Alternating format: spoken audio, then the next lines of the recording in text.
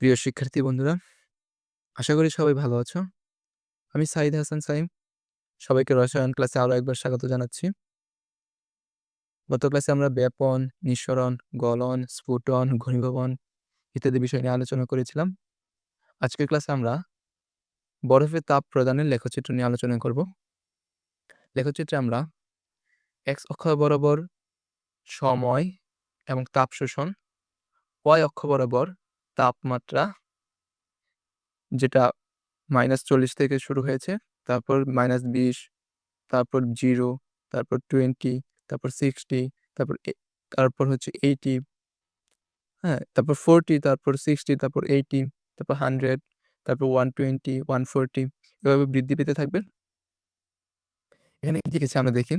তাপ প্রয়োগের সাথে, সাথে কঠিন অবস্থার বরফের তাপমাত্রা ধীরে, ধীরে বাড়তে থাকে এবং বাড়তে, বাড়তে যখন 0 ডিগ্রি সেলসিয়াস তাপমাত্রায় পৌঁছায়, তখন কঠিন বরফ গলনের মাধ্যমে তরলে পরিণত হয়। এখানে আমরা তাপ দিচ্ছি। তাপ দেওয়ার সাথে, সাথে দেখো আস্তে, আস্তে কঠিন বরফের তাপমাত্রা বৃদ্ধি পেতে থাকে এবং একসময় 0 ডিগ্রি সেলসিয়াস তাপমাত্রা পৌঁছায়। যেহেতু বরফের গলনাঙ্ক 0 ডিগ্রি সেলসিয়াস তাপমাত্রা, তাই বরফ এই সময় গলতে শুরু করে। কঠিন বরফ গলনের পুরো সময় 0 ডিগ্রি সেলসিয়াস তাপমাত্রায় স্থির থাকে। এই যে কঠিন বরফ আমরা নিয়েছিলাম, এই 0 ডিগ্রি সেলসিয়াস তাপমাত্রায় যেটা গলতে শুরু করেছিল, এই গলনের পুরোটা সময়, কঠিন বরফ গলনের পুরোটা সময় 0 ডিগ্রি সেলসিয়াস তাপমাত্রায় স্থির থাকে। দেখো আমরা তাপ দিচ্ছি, সময় এগোচ্ছে এদিকে, কিন্তু তাপমাত্রা কিন্তু বৃদ্ধি পাচ্ছে না। তাপমাত্রা এই দেখো 0 ডিগ্রি সেলসিয়াস তাপমাত্রায় একেবারে স্থির সরল রেখা বরাবর এগোচ্ছে। কারণ এই সময় আর তাপমাত্রা বৃদ্ধি পায় না। আমরা যেই তাপ দিচ্ছি সেটা বরফ গলনের সুপ্ত তাপ হিসেবে গ্রহণ করছে। গলনের সুপ্ত তাপ হচ্ছে এই সময় বরফ যেই তাপটুকু নেয় সেটি তার অবস্থা অর্থাৎ কঠিন অবস্থা থেকে তরলে রূপান্তর করার জন্য এই তাপটুকু শোষণ করে। এটা হচ্ছে গলনের সুপ্ত তাপ। তাই এ সময় বরফের তাপমাত্রা বৃদ্ধি পায় না, কিন্তু বরফ তাপ শোষণ করতে থাকে। কারণ এ সময় পুরো কঠিন বরফটা গলে তরলে তরলে পরিণত হতে থাকে এবং পুরোটা সময় তাপমাত্রা 0 ডিগ্রি সেলসিয়াস তাপমাত্রায় স্থির থাকে। তাই 0 ডিগ্রি সেলসিয়াস তাপমাত্রায় সমস্ত বরফ পানিতে পরিণত হয়। এই 0 ডিগ্রি সেলসিয়াস তাপমাত্রায় কঠিন বরফটা পানিতে পরিণত হয়। অর্থাৎ 0 ডিগ্রি সেলসিয়াস তাপমাত্রা হচ্ছে বরফের গলনাঙ্ক। বরফের গলনাঙ্ক কত? 0 ডিগ্রি সেলসিয়াস বরফের গলনাঙ্ক। আবার গলনাঙ্কে যে তাপমাত্রায় সরল রেখা পাওয়া যায় তাকে বলা হয় গলনাঙ্ক রেখা। এই যে আমরা সরল সরল রেখাটা পেলাম AB, AB সরল রেখা একে একে বলা হয় গলনাঙ্ক গলনাঙ্ক রেখা। এই AB রেখাটা হচ্ছে গলনাঙ্ক রেখা। কারণ এই AB সরল রেখা বরাবর যে 0 ডিগ্রি সেলসিয়াস তাপমাত্রা, তখন বরফ কঠিন অবস্থা থেকে গলনের মাধ্যমে তরলে রূপান্তরিত হয়েছে। আবার চিত্রে এখানে আমরা আলোচনা করছি এই রেখা বরাবর বরফ ও পানি উভয়ই অবস্থান করে। এই রেখা বরাবর যেমন বরফও থাকে, 0 ডিগ্রি সেলসিয়াস তাপমাত্রায় বরফও থাকে এবং 0 ডিগ্রি সেলসিয়াস তাপমাত্রায় পানিও থাকে। আচ্ছা, এরপর তাপ দিতে থাকলে তরল পানির তাপমাত্রা ধীরে, ধীরে বাড়তে থাকে। এখন আমরা আরো যদি বরফ গলনের পর তাপ দিতে থাকি, তখন তরল তরল পানির তাপমাত্রা এই যে বাড়তে, বাড়তে C পর্যন্ত যায়। অর্থাৎ 100 ডিগ্রি সেলসিয়াস তাপমাত্রা পর্যন্ত পৌঁছায়। এই রেখা বরাবর পানির তাপমাত্রা যখন 100 ডিগ্রি সেলসিয়াস তাপমাত্রায় পৌঁছায়, তখন পানিতে তাপ প্রদান করলেও তাপমাত্রা বাড়ে না। আমরা আগের মতোই এখানে 100 ডিগ্রি সেলসিয়াস তাপমাত্রায় যখন পৌঁছায়, অর্থাৎ পানি এই 100 ডিগ্রি সেলসিয়াস তাপমাত্রা হচ্ছে পানির স্ফুটনাঙ্ক। এই 100 ডিগ্রি সেলসিয়াস তাপমাত্রা হচ্ছে পানির স্ফুটনাঙ্ক।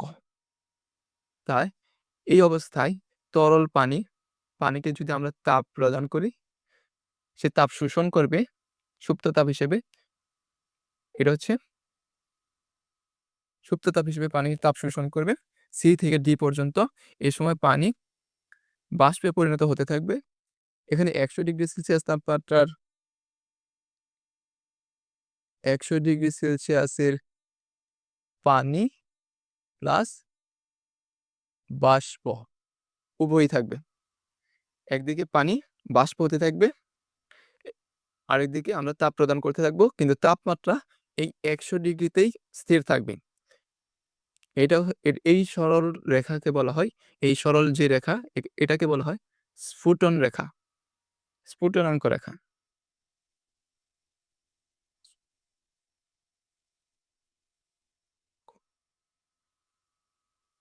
এই CD সরল রেখাকে বলা হয় স্ফুটনাঙ্ক রেখা।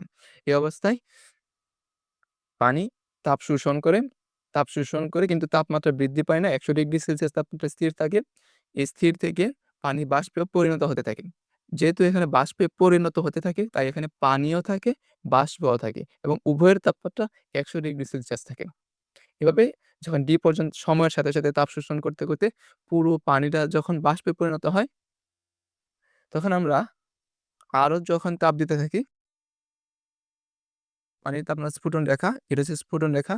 এই বরাবর পানি জলীয় বাষ্প উভয়ই একসাথে অবস্থান করতে আমরা আলোচনা করেছি। আচ্ছা। এই বাষ্পে পরিণত হওয়ার পর আমরা আরো যখন তাপ দিতে থাকবো, তখন বাষ্প জলীয় বাষ্পের তাপমাত্রা আবার বৃদ্ধি পেতে থাকবে।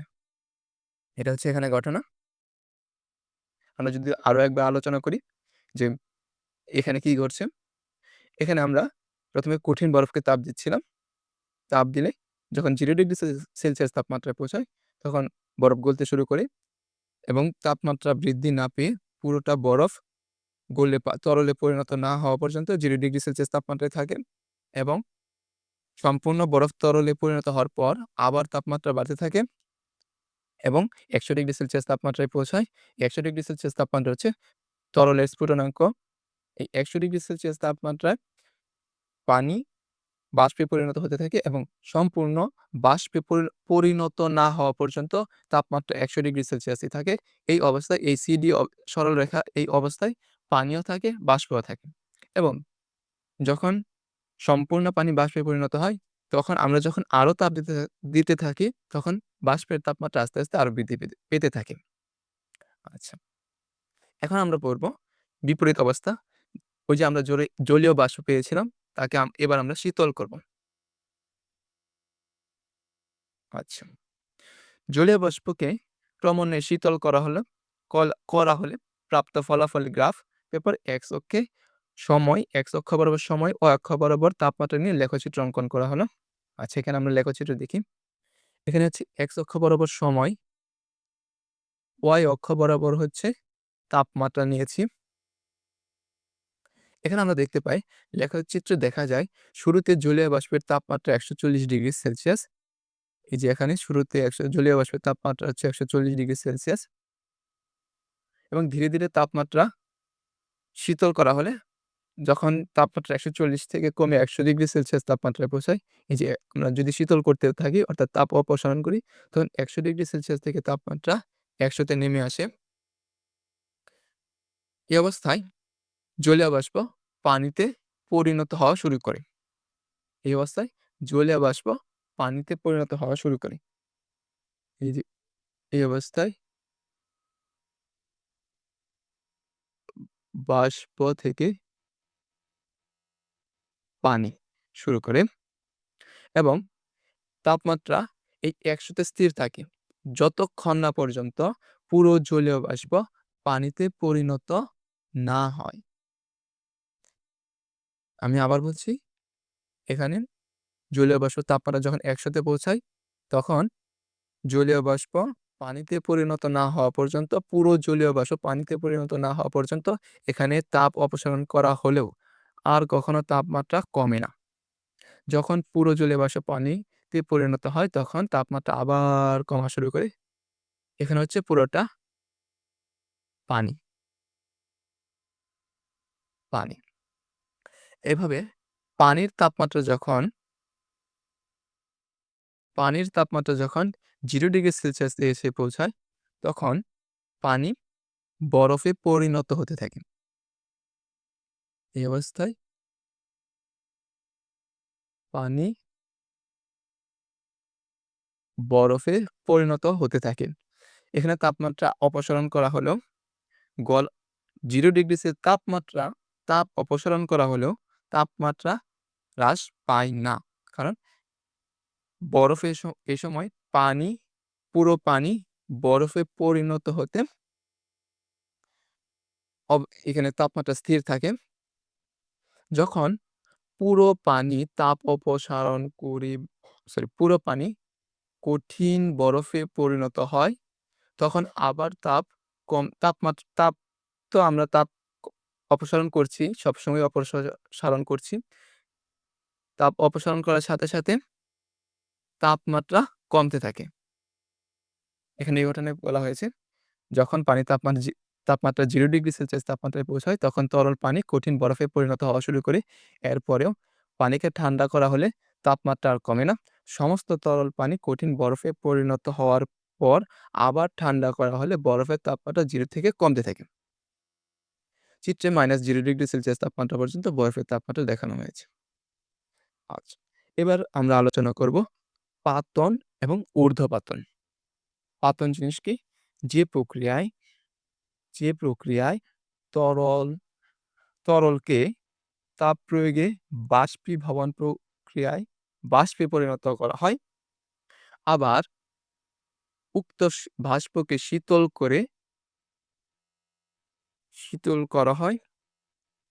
করে তরলে রূপান্তর করা হয়, তাকে বলা হয় পাতন। আমি যদি আরেকবার বলি, পাতন হচ্ছে যে প্রক্রিয়ায় তরলকে তাপ প্রয়োগে যে প্রক্রিয়াটার নাম হচ্ছে বাষ্পীভবন, এবং আবার উক্ত বাষ্পকে শীতল করে অর্থাৎ তাপ অপসারণ করে তরলে রূপান্তর করা হয়।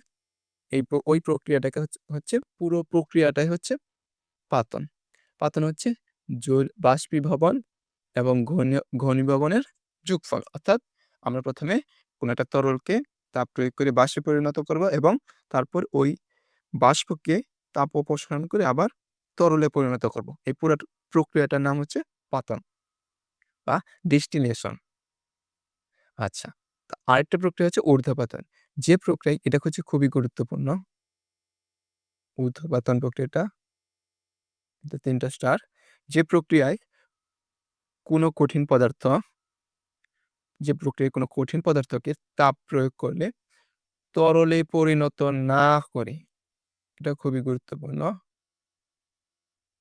তাপ প্রয়োগে আমরা সাধারণত কি জানি? কোনো পদার্থকে তাপ প্রয়োগে সেটি প্রথমে তরলে পরিণত হয়, এবং আবার তাপ প্রয়োগ করতে থাকলে সেটি একসময় বাষ্পে পরিণত হয়। কিন্তু যখন কোনো প্রক্রিয়ায় কোনো কঠিন পদার্থকে তাপ প্রয়োগে তরলে পরিণত না করে সরাসরি বাষ্পে পরিণত করা হয়, তাকে ঊর্ধ্বপাতন বলে। যেমন নিশাদল, কর্পূর। নিশাদল হচ্ছে অ্যামোনিয়াম ক্লোরাইড, কর্পূর হচ্ছে কার্বন 10, হাইড্রোজেন 16, ন্যাপথালিন কঠিন কার্বন ডাইঅক্সাইড অর্থাৎ ড্রাই আইস যেটা, আয়োডিন, অ্যালুমিনিয়াম ক্লোরাইড ইত্যাদি পদার্থগুলো তাপে তরলে পরিণত না হয়ে সরাসরি গ্যাসে পরিণত হয়। তাই এদেরকে উদ্বায়ী পদার্থ বলে। অর্থাৎ যে সকল পদার্থকে তাপ প্রয়োগ করলে কঠিন অবস্থা থেকে তরলে পরিণত না হয় সরাসরি গ্যাসে পরিণত হয়, ওই পদার্থগুলোকে বলা হয় উদ্বায়ী পদার্থ, আর ওই প্রক্রিয়াকে বলা হয় ঊর্ধ্বপাতন। পাতন প্রক্রিয়ার প্রয়োগ। কোনো কঠিন পদার্থের মিশ্রণের মধ্যে উদ্বায়ী পদার্থ, অর্থাৎ কোনো কঠিন পদার্থের একটা মিশ্রণ আছে, সেখানে কোনো উদ্বায়ী পদার্থ মিশ্রিত থাকলে ওই উদ্বায়ী পদার্থকে মিশ্রণ থেকে খুব সহজে পৃথক করা যায়। যেমন নিশাদল অর্থাৎ অ্যামোনিয়াম ক্লোরাইড এর সাথে খাদ্য লবণ NaCl মিশ্রিত থাকলে ঊর্ধ্বপাতন পদ্ধতির মাধ্যমে নিশাদলকে পৃথক করা যায়। খাদ্য লবণের সাথে অ্যামোনিয়াম ক্লোরাইড মিশ্রিত আছে। তখন আমরা তাপ প্রয়োগ করলে এই নিশাদলটি সরাসরি কঠিন অবস্থা থেকে বাষ্পে পরিণত হবে। তখন আমরা এই NaCl কে আলাদা করতে পারব। আয়োডিন মিশ্রিত খাদ্য লবণের মধ্যে আয়োডিন ঊর্ধ্বপাতিত পদার্থ। এটা খুবই গুরুত্বপূর্ণ। আয়োডিন মিশ্রিত খাদ্য লবণে আয়োডিন ঊর্ধ্বপাতিত পদার্থ, অর্থাৎ উদ্বায়ী পদার্থ। তাই আয়োডিন মিশ্রিত লবণকে তাপ দিলে আয়োডিন বাষ্প হয়ে আলাদা হয়ে যায়। তখন বাষ্পকে শীতল করলে কঠিন আয়োডিন পাওয়া যায়। এখানে তোমাদের জন্য কিছু বইয়ের অনুশীলনগুলি দেওয়া হয়েছে। ওই অনুশীলনগুলো তোমরা চর্চা করবে। আশা করি অধ্যায়টি পুরো বুঝতে পারলে তোমরা খুব সহজেই এগুলো পারবে। আজকের এখানে কিছু সৃজনশীল প্রশ্ন দেওয়া হয়েছে। আজকের এই ক্লাস এই পর্যন্তই। ক্লাস ভালো লাগলে অবশ্যই আমাদের YouTube চ্যানেল আছে, সেটি সাবস্ক্রাইব করবে। আমাদের যে পেজ রয়েছে সেটি লাইক করবে। ইনশাআল্লাহ আগামী ক্লাসে আবার দেখা হবে নতুন একটা অধ্যায় নিয়ে। ভালো থাকবে।